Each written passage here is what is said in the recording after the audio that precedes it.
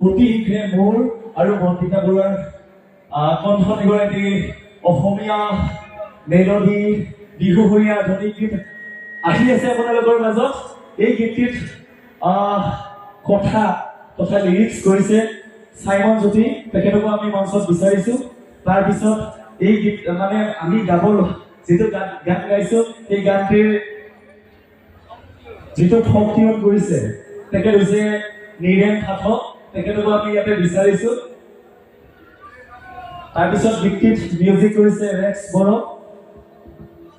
তেখেতকো আমি অশেষ ধন্যবাদ জ্ঞাপন কৰিছো, তেখেত আমাৰ মাজত নাই।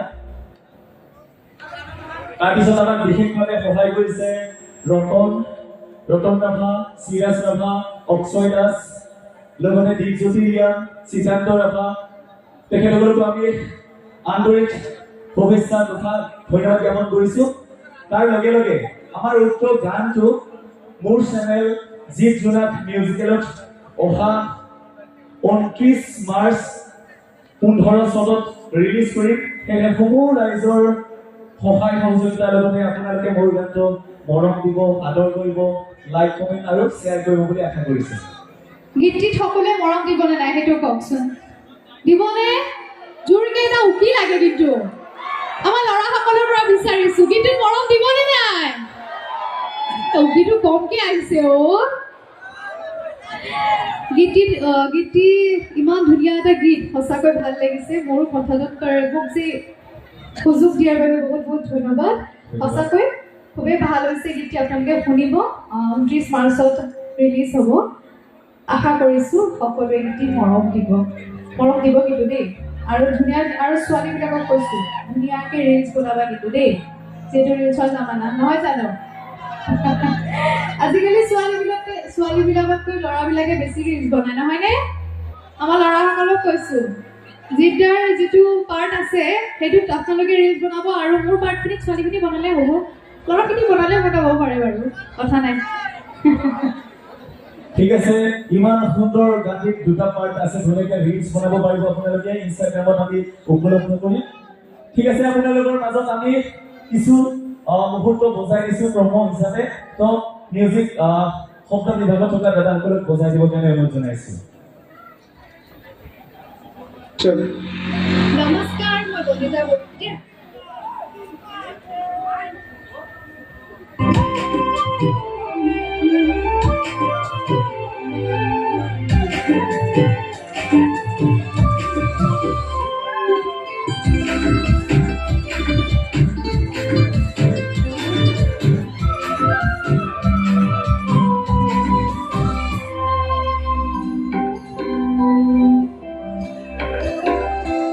তই মৰম দিবি কম, তই চেনেল দিবি কম, মোৰ মৰম তহিমান কৰিবি নে কম। তই মৰম দিবি কম, তই চেনেল দিবি কম, মোৰ মৰম তহিমান কৰিবি নে কম। তই মোৰ বুকুতে ঘড়ীতে সাজিবি, কপালতে চুমাখিবি, অভিমান কৰিলে মৰম বাঢ়িব, তই অভিমান কৰিলে মৰম বাঢ়িব।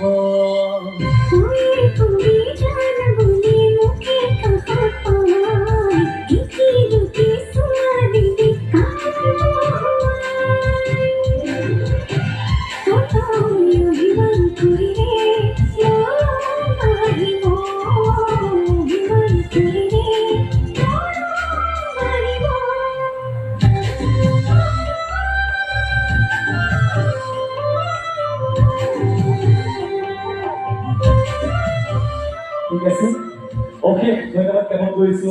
ইমান এটা সুন্দৰ ৰাইজে আমাক মৰম দিবনে নাই, গানটো আদৰি ল'বনে নাই?